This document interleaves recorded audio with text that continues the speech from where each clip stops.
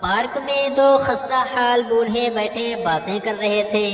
ایک نے کہا، زندگی میں میری ناکامی کا سبب یہ ہے کہ میں نے ہمیشہ صرف اپنی عقل پر بھروسہ کیا، کبھی کسی کے مشورے پر عمل کرنا مناسب نہ سمجھا۔ دوسرا بولا، کمال ہے، اور میں ایک ایسا آدمی ہوں جس نے ہمیشہ صرف دوسروں کے مشوروں پر عمل کیا۔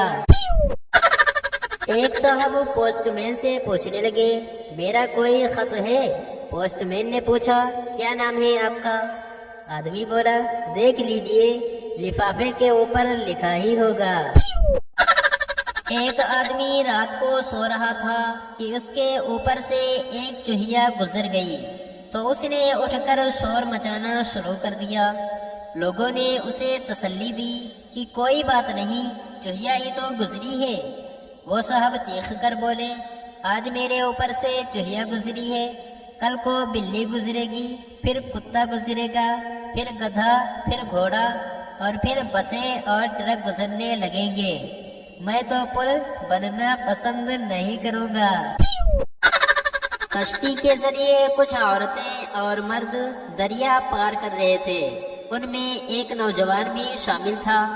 کشتی جو ہی دریا کے بیچ میں پہنچی، ایک عورت کا بچہ دریا میں گر گیا۔ اس نے چلانا شروع کر دیا کہ خدا کے لیے کوئی میرے بچے کو بچائے۔ اچانک نوجوان دریا میں کود پڑا۔ اس نے کافی محنت اور جدوجہد کے بعد بچے کو بچا لیا اور اٹھا کر کنارے پر لے آیا۔ لوگوں نے خوشی سے تالیاں بجائیں اور بہادر نوجوان زندہ باد کے نعرے لگائے اور کہا کہ تم نے واقعی اپنی جان پر کھیل کر ایک ماں کے بہنے والے آنسوؤں کو روکا ہے، اس کی آنکھ کا تارا اس سے ملایا ہے۔ نوجوان غصے سے دانت پیستے ہوئے بولا، یہ فضول باتیں بعد میں کرنا، پہلے یہ بتاؤ کہ مجھے دھکا کس نے دیا تھا؟ آسیہ، جو اپنی کنجوسی کی وجہ سے اسکول بھر میں مشہور تھی، اس کی صرف 2 سہیلیاں تھیں۔ ایک دن آسیہ نے ایک ٹافی خرید لی اور ٹافی کے 3 ٹکڑے کیے، جس میں سے بڑا حصہ خود رکھ لیا اور باقی 2 اپنی دونوں سہیلیوں کو دیے، جس پر انہوں نے شکریہ ادا کیا۔ تو آسیہ نے بڑی ادا سے کہا، ارے بھائی، ہمارے ساتھ رہو گی تو یوں ہی عائش کرو گی۔ دوسرے دن پھر آسیہ نے اپنی دوستوں کو ٹافی کھانے کا پوچھا، تو اس میں سے ایک لڑکی نے کہا، جو ٹافی والا معاملہ دیکھ چکی تھی، بولی، نہیں، ایسے عیش نہیں کرتے۔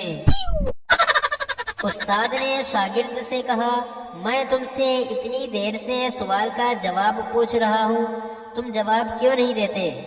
شاگرد معصومیت سے بولا، میری امی منع کرتی ہے کہ بڑوں کے سامنے جواب نہیں دینا چاہیے۔ ایک پرچے میں سوال آیا کہ پینٹر کسے کہتے ہیں؟ ایک بچے نے بڑا مدلل جواب دیا کہ میرے خیال میں پینٹر پا سے شروع ہوتا ہے اور پینٹ بھی پا سے، اس لیے مجھے لگتا ہے کہ پینٹ سینے والے کو پینٹر کہتے ہیں۔